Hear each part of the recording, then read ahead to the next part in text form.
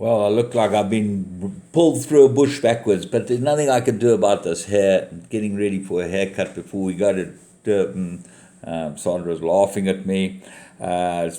9 race program, Vaal, Thursday the 13th of July. Lucky for some, no water at Turfentine, so we're on our way to the Vaal. And 11:25 is the first race, and it's a maiden juvenile plate, 1400 meters. And you can't go against Longsword. I think he's 5 to 10, which is impossible. His times have been the best. He was back last time to exclusion, got to the front and got run out of it. But I thought that was quite a good race, and the horse that beat him was an older horse.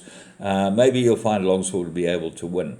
Brotherhood of Magic, Diesel Shadow, Feel All Right, All Dangers. Race 2, 1160 juvenile place fillies, and 1 and 2 will fight it out. Bavarian Beauty and Just Be Lucky. They look like they're absolute two horses.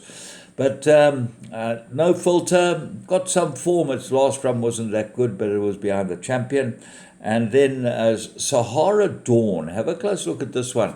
May need the run hoping, says Sean Terry. Well, I don't think that's a very good comment. I hope that it wins too. Sahara Dawn, number 7. Race 3, graduation plate, 1160. I'm going with number 1, Back in Business. Very good form, just come back from a gelding. And this is a perfect race for this horse.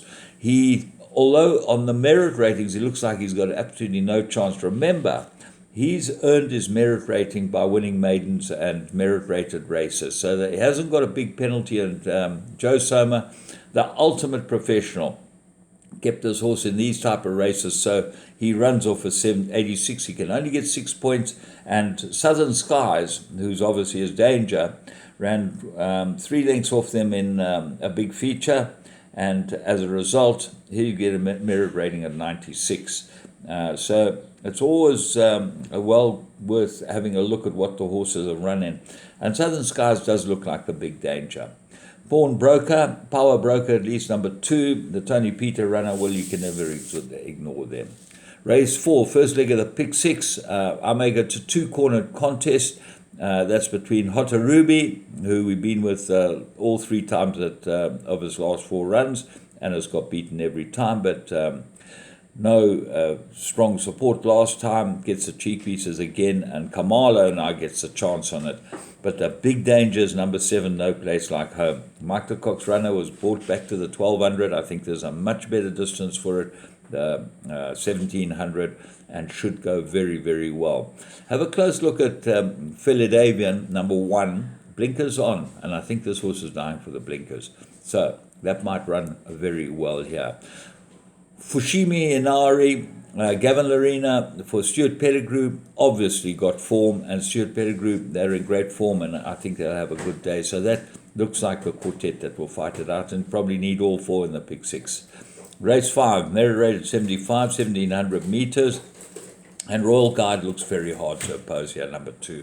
Gavin Larena for Alec Laird. This horse looks like it's got some class and beautifully bred. He's been brought along very, very slowly by Alec, and this should be easy meat for him. Dangers, 3 Pewter Sky. Very good last run. 5 Dungeons might improve, and 6 Napoleon. 5 good runs, all shows pace. Mabaneng won well last time, but might find this a bit tough. Race 6, Pinnacle, 1700 meters.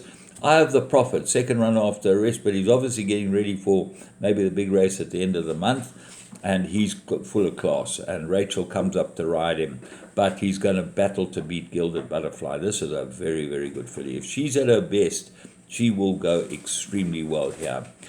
Stable Companion with Thief's got a chance, but then have a look at Malesh. This was a great run behind Charles Dickens last time, Malesh. Got to get 6 kilos from the top weight and 4 kilos from the filly. That gives him a huge chance, so I expect him to be in the play as well, and I wouldn't leave him out of anything. Race 7, fillies and mares, handicap 1400 meters. Remember, we're down the straight here. Save the Queen, shocking last run, so you've got to look past her. So what do you find in a race like this?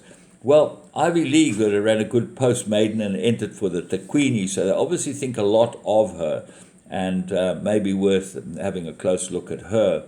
But I can't find a winner here. 7 Beguiling. I think this is probably the best rated horse in the race. It's 14-1, so don't worry about that. And Namaquera, always there or thereabouts, but she seems to get beaten every time she runs. I'll slap a set of blinkers on her. She might get ahead in front.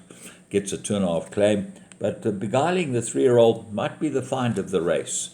Race 8, fillies and mares, 1160. I'm going with number 2 in the beginning, another one of Joe Somers that he seems to have placed extremely well. And I think she's useful in the beginning, should go very well here. Kamalo gets the leg up on her, and he's always a big plus with Joe Somers. Number of others have got chances. Gallivanting might improve, number 1. Vivacious Spirit, got very good form. Tayuba, second run. And What a Honey seems well placed in a race like this. So one of those races you might actually put quite a lot of horses in here. And in fact, it might be worth going the field. Race 9. 1160, well, it's 1200 now. Sorry, all of these are 1200 meters.